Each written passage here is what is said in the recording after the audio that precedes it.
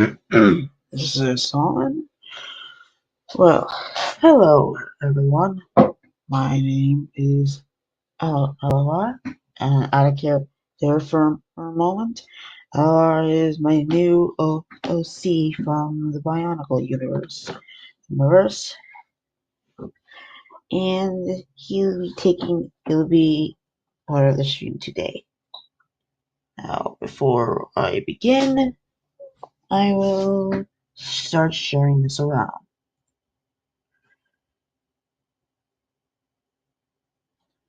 Just got this.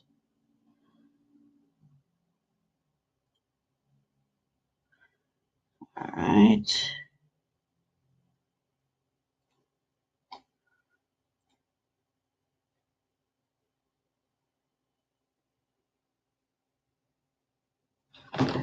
And here we are. Just gotta share this around.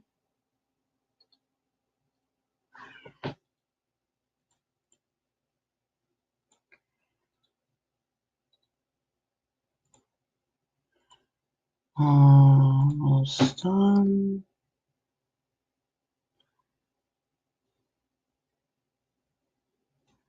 There we go.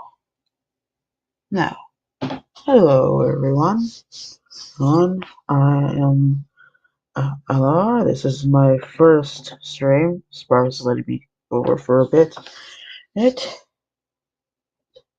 As you know, I am of the Bionicle universe. And if anyone would like to ask me questions as for my story, right? All that such, you are free to do so. And I will invite other people in if they so choose to come. Just have one more thing to do before I continue.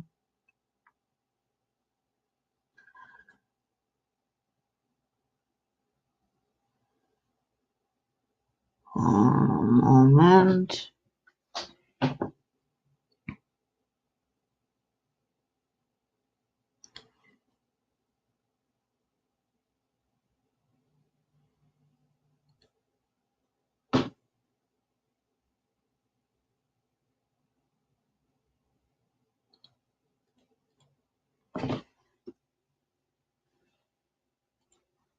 Now we can begin.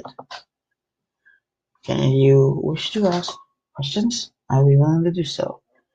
Now, I will explain my story.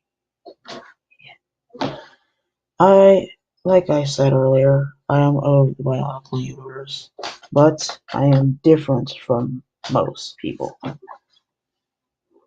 Like the Toa, I have the power over the elements of light. But I am not a Toa. Actually, I come from an ancient race of Bionicle that were created long before the Toa were ever came to be. We were created by the great beings to prevent a dark evil from destroying our world. Based on what I've managed to discover, since I don't exactly remember that time, they were successful, but unfortunately, at the cost of their own lives. Apparently, the only stallions that survived, that is the name of my kind, stallions.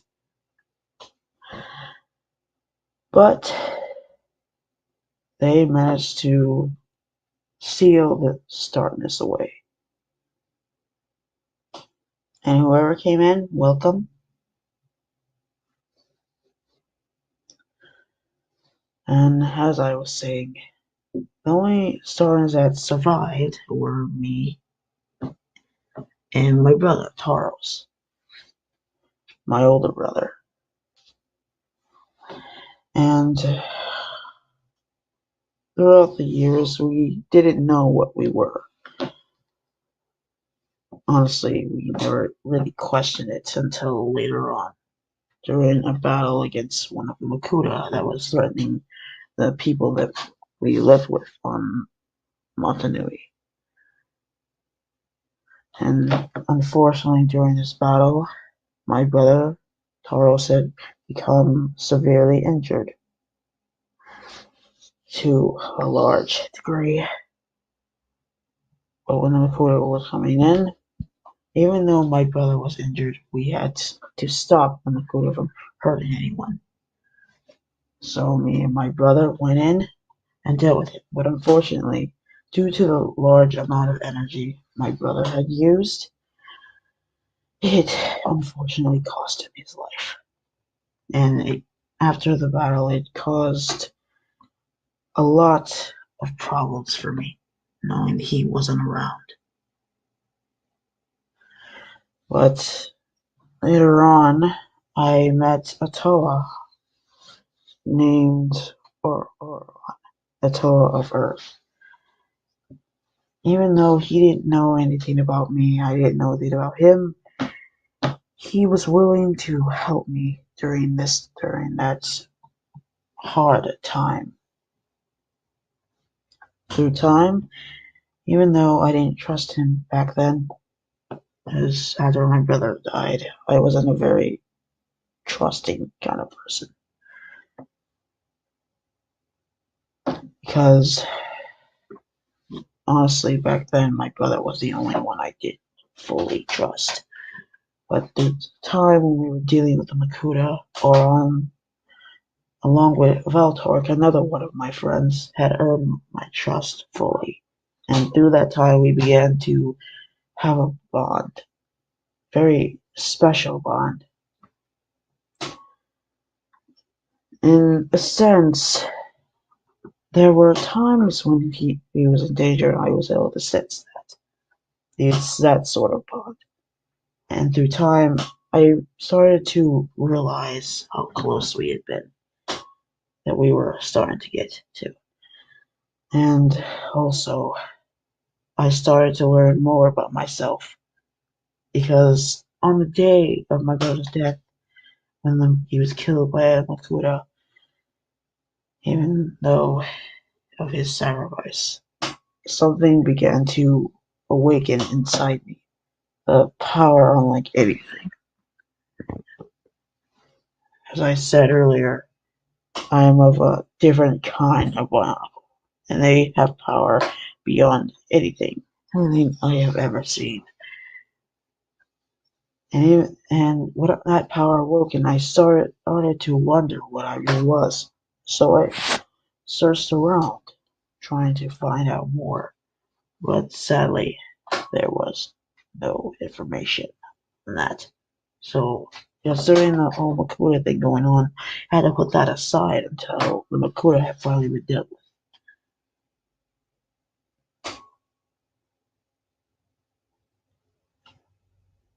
There was this one time when I was with the Toanuva, Tahu, Gali, Waka, and the others. There's a long on, but unfortunately something had happened.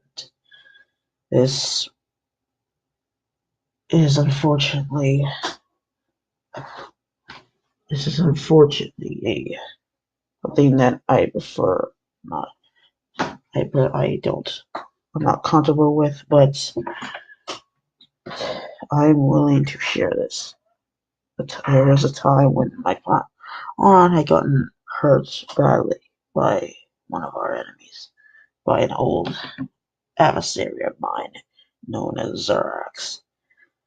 Real pain in the ass. He had hurt my partner, causing me to go into a rage and pretty much almost tear Xerax apart. But luckily, I didn't do too much damage because I go by a few rules when it comes to certain things. I don't kill unless it's absolutely necessary. I don't. I mean, sure, when it comes to the Toa and their code, they can't kill at all. But as for me, I only kill if it's the only option I have left. so I don't do it. Or at least I try to. But even if it is an option I may have to do, I always try to avoid that. Because it took a while for me to realize.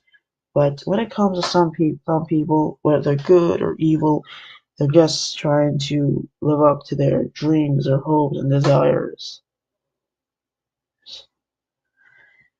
That's usually how it is. But anyway, back to what I was saying. After when Marana got me out of that rampage I was in, we had a talk. It was a sort of uncomfortable talk, but he wanted to help me through that. But then after we had a talk, it felt like our bond was getting even stronger than it already was.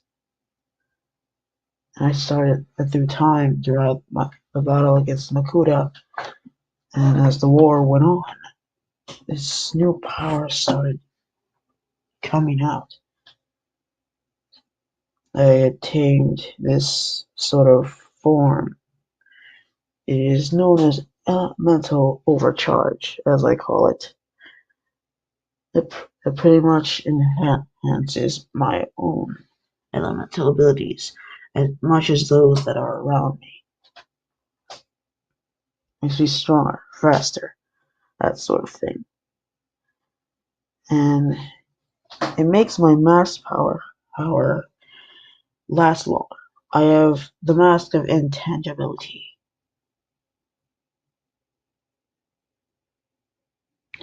And thus, as such, I can face answer walls and such, that sort of thing. Face people, objects, and all that. But back to my story. After our talk, we went on another mission where we were dealing with the Makuta yet again. This war lasted for a very, very long time. Only against the Makuta lasted for years, longer maybe. But through time, especially when it came down to it, it started to take a turning point. But there's this one moment that honestly I wish had not happened. My archenemy, Zarax, had got his hands on a very dangerous artifact created by the Great Beings. Unfortunately, it was very dangerous, and I had had a vision of what would happen if he had continued to use it. I had a vision that fire was bursting out of our world, and it was causing our world to self-destruct in a way. So I had to stop him. It was hard, and I tried to convince him that's not what he was doing, but he was so power hungry. He was foolish enough to believe that I would allow him to rule the world like a freaking god. But instead, it would have brought the destruction of everything long before the Makuta came to an end. So, I did what I had to do. I grabbed my weapon and I destroyed the artifact. But unfortunately, it led to something unexpected. My vision of, hello, Riley. I'm just explaining the story, or you'll see it right here. Anyway, where was I? Yes, my story. As I was saying, dealing with Zarax, I ended up grabbing my sword and whacking the artifact, knocking the artifact from him. But by doing so, it caused the artifact to destroy itself due to its energy. Apparently, when the great beings created this artifact, it apparently had some sort of security that it would unleash some sort of energy if it were to ever be just if its energy to the user would ever were to be disconnected in the wrong way. And thus it caused a vortex of energy to be released. And it opened a rift between my world and between my world and a pocket dimension. Zarax was sucked through the vortex of energy and ended up trapped in that pocket dimension, while I ended up in a coma for half a year. At half a year, the war was still going on.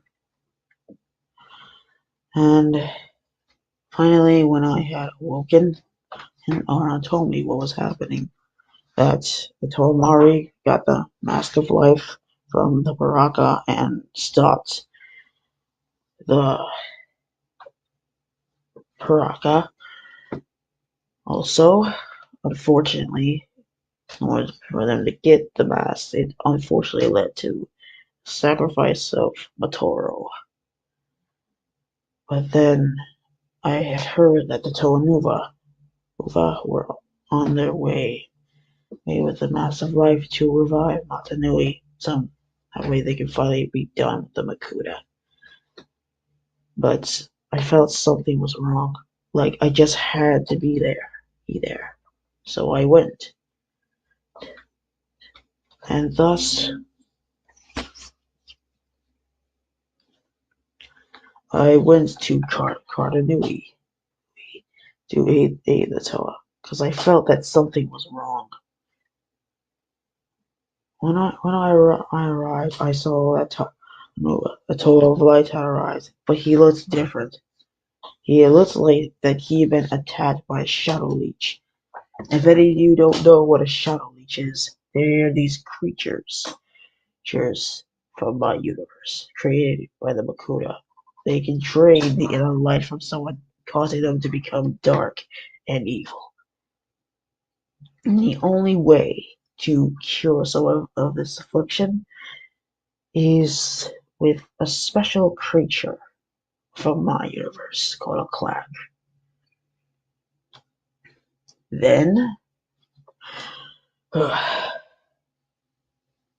they will be cured of that affliction.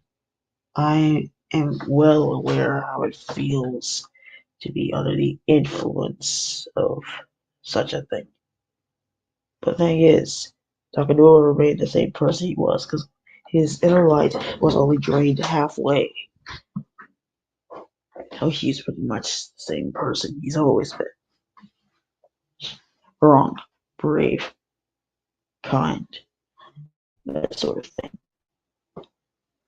So instead of it actually changing him, it gave him the power of both light and shadow.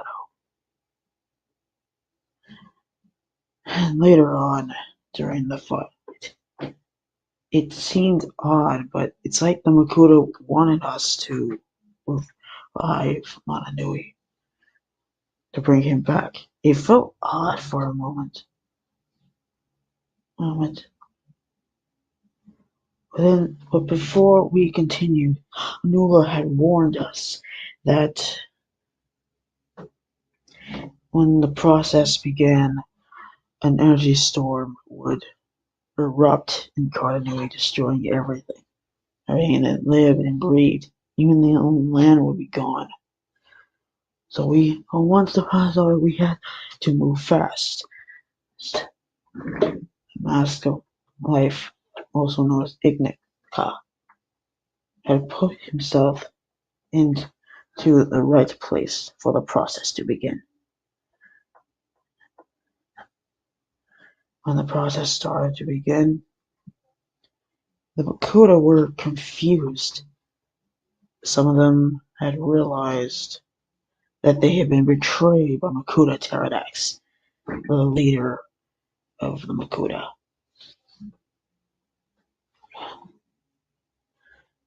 Others thought it was just some cheap trick from the Toa, but that was not the case. Makuta knew that once the process of awakening Mananui had begun, an energy storm would erupt in that place, killing everything. And he didn't tell them. So, then, this is what happened. We have had to get out of there as fast as possible. We use our Taka's special vehicles to escape that place.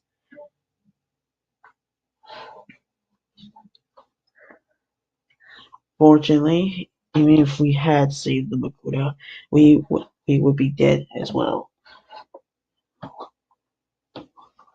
So we had to make a decision, and so we went back to the city of Metronui.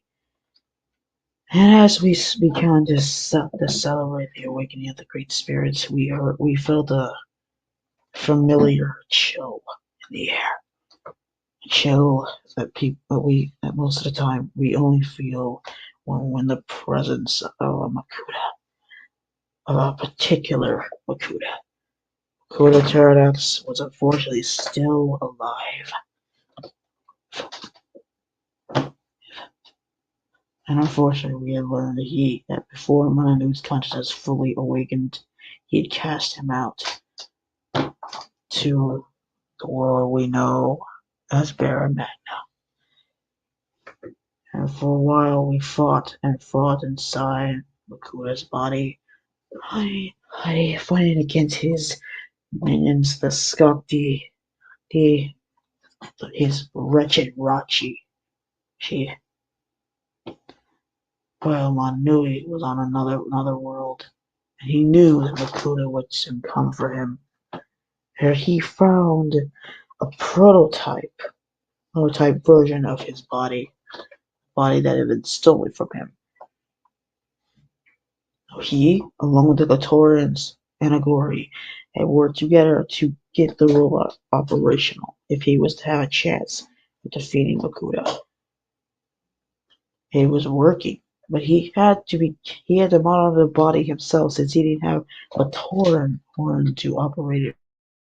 So it was going to be extremely difficult for him. Then it finally came. Makuta had arrived. The Praetorians had to face off against his minions, the Roshi and Skakti, along with the Bone Hunters who had allied themselves with Makuta. And thus the battle had begun. But as Mananui was trying to speak with Makuta, tell him that they didn't have to fight, that they could save everyone if they were together. But his wretched thirst for power overlaid all logic, and thus they began to fight. But Mananui's body was not as strong as his old one, so it proved to be quite the problem. But then, and as he was being pounded by Makuta, Takanova and the other Toa finally managed to escape from Makuta's body, and they started to help the Praetorians. Then, all of a sudden, this power from the Master of Life started to do something to Taho. It gave him this golden armor. It was incredible. Even though that's, but even despite that, some of Makoto's managed to temporarily take the armor. He managed to get it back, and when he put it on, it unleashed tremendous power,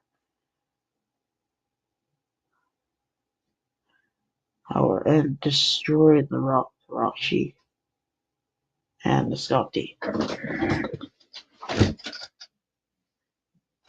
Kuda was going to crush everyone, including his own minions. But then he stopped mid-step. He stopped mid-step when he had felt the demise of his Rockshi, giving Manuel the time he needed, and with all the strength he had, hit Bakura in the chest. And the timing was perfect, because during this he was also trying to restore Sarah's Magna, as for years it had been torn apart due to war that transpired years ago on Sarah's Magna, which caused the very planet to split into three pieces. One was of water, which is where I lived for millennia. The other was of grass, which is Botomagna. And the biggest chunk is where the Gotorians and Gori have lived for years, Baramagna, where we were standing during that battle. And thus,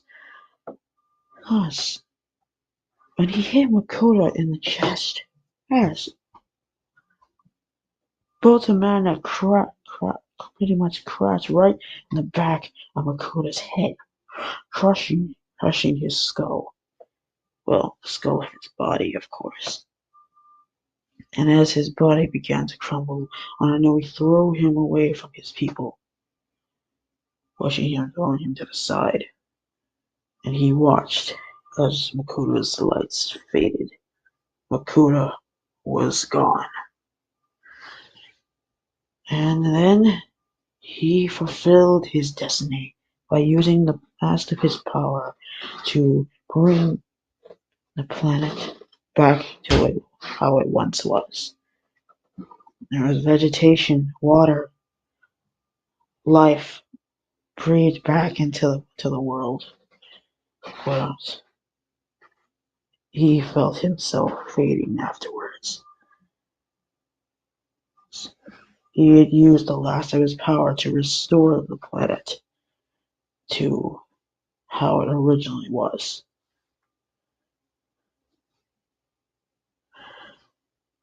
After that, he went back into slumber. After that, we had placed Mananui's mask in a special place where he could rest, and also where no one could find him and try to use the mask for themselves. As even though Mananui had fulfilled his destiny, the mask of life was still around, and so was he. Knowing how powerful the mask of life is, people would most likely want to try to use it for their own gain, and we couldn't have that. So we hid it away.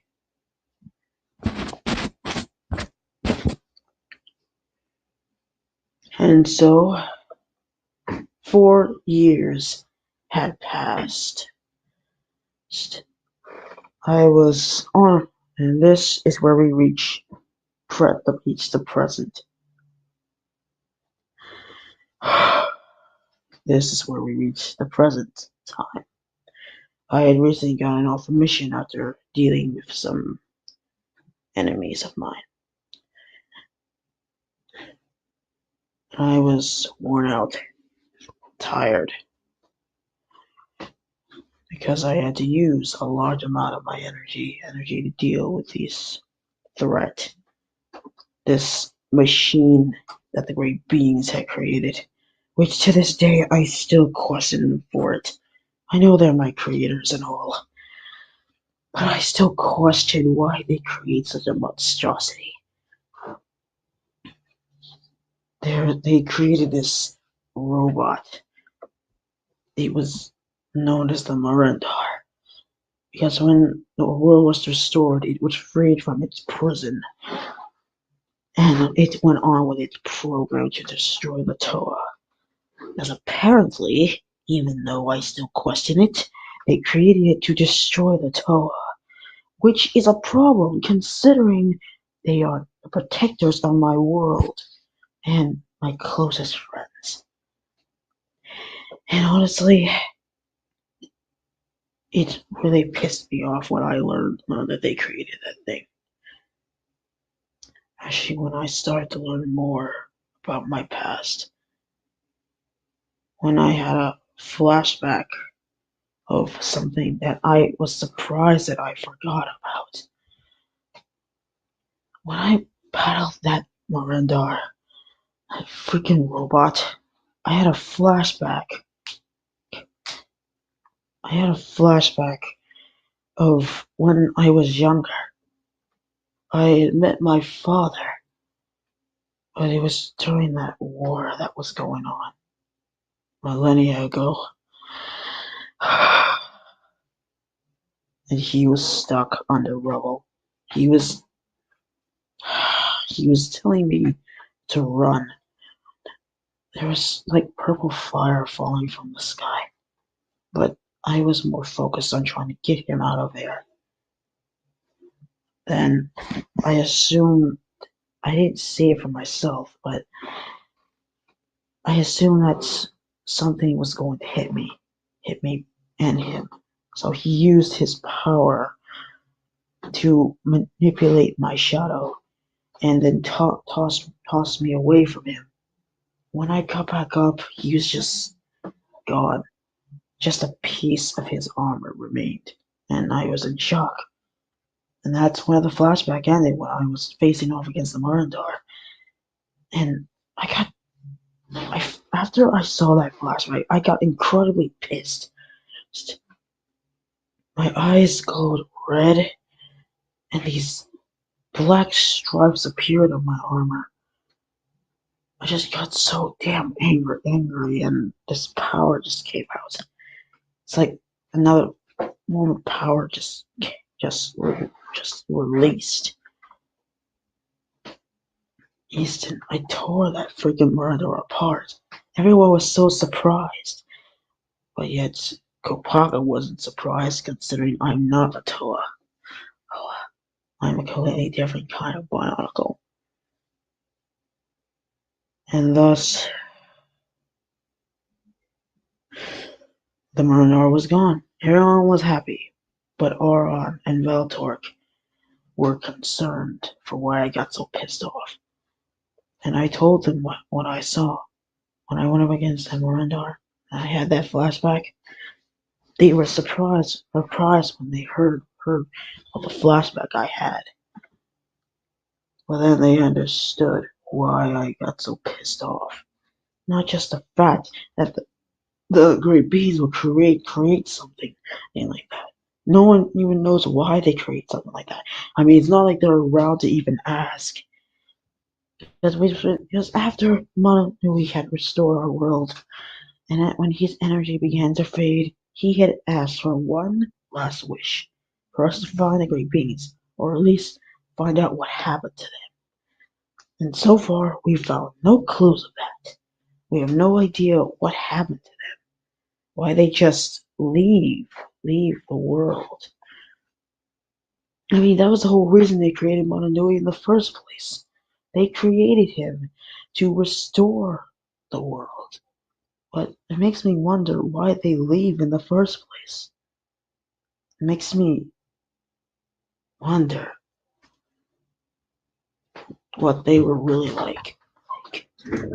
But anyway, back to what I was saying.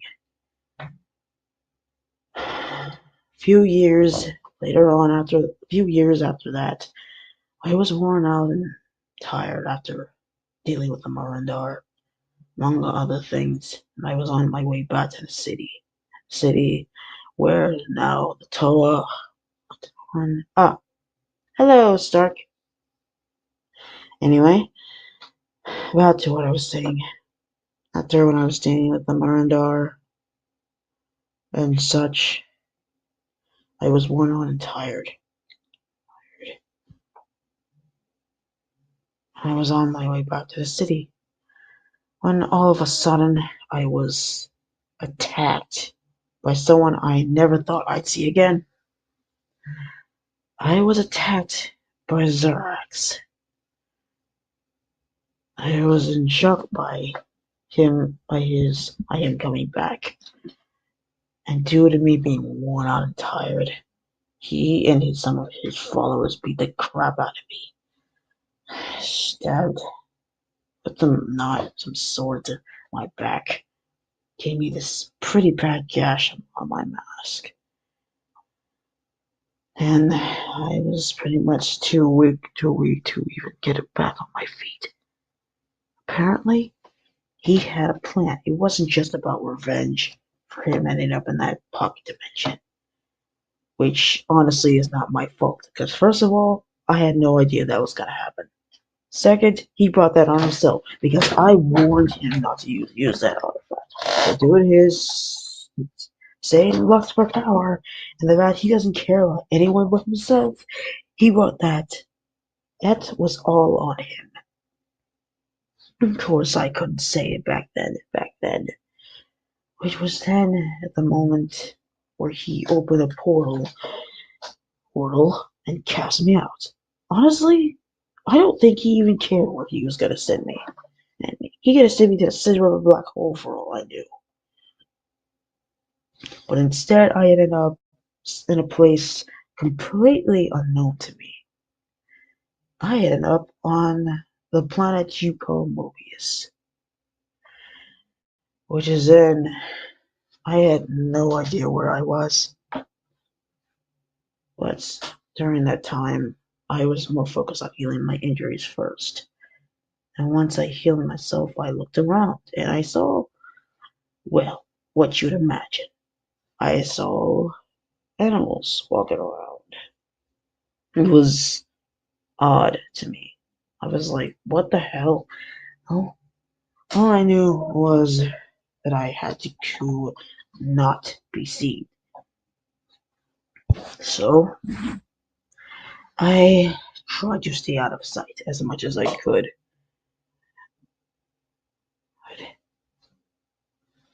Or at least I tried to. I mean, how can anyone ignore a biomechanical being just walking around? Ugh. But then, as I was trying to hide, I accidentally got discovered by a certain Mobian named Spark, which is then when we first meet. During this time, I had been on Mobius for a couple days or so, unable to get back because when it comes, I'm gonna be honest here now. When it comes to those from my universe, we usually don't leave our dimension. But if we ever do leave our dimension, we usually just end up in a different version of our own universe. But now I think about it, there was this one time some of my friends ended up in the human world, and there was this. Let's just say one of our enemies were causing problems for the folks. So we had to hunt him down and prevent him from causing the issues. Unfortunately, my friend Kopaka was being blackmailed by the Dart hunters, in order to catch said criminal. Because this guy used to be one of them. He blackmailed him. Unfortunately, Rutaka, being what she is, she used her power to change him into a human for some reason, blackmail him even more, because Vizon had forced Kopaka onto the human world. So that way he could help them find Phantom, who is another Dark Hunter. And thus, God, my friend Kopaka was forced to cooperate with them. And then they did something I question. to this day. They got humans involved. A lot of humans. It took a long while, but we finally managed to catch Phantom.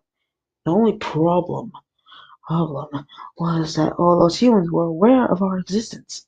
So then I brought in one of my friends, and Vani, to Physionics.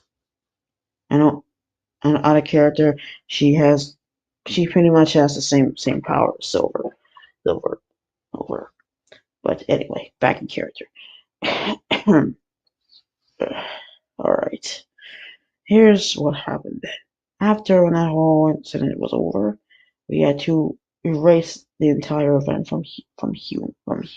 human eyes and their minds. So I had my friend Vani Tamper sort of erase the entire event from their minds, from the policeman, to this at the station to the all those people at the military facility, and we erased any evidence that we were there. And then we left, never returning. And just then, back where I was at, I ended up dumping Cesarax on Mobius, unaware of where the hell I was, or why there were animals walking around. I did my best to stay out of sight. But let's just say I accidentally got caught by the one you all noticed, Bark the kangaroo. And, oh dear. Honestly, when I met him, I thought he was going to expose me. So I was going to make a run for it. But at first, then he told me to stop. That he wasn't going to do anything like hurt me or anything. We had a little talk. I explained to him how I got here, who I am. Pretty much told him my name and all that. And considering I had no way of getting back to my dimension, and it was a problem. Big problem, honestly.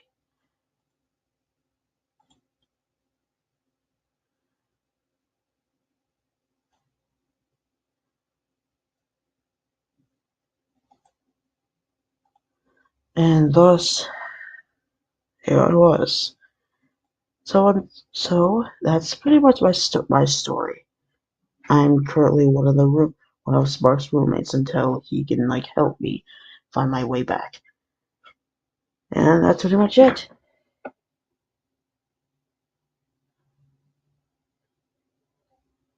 I hope you all enjoyed hearing my story. Farewell, everyone. Alivar signing out.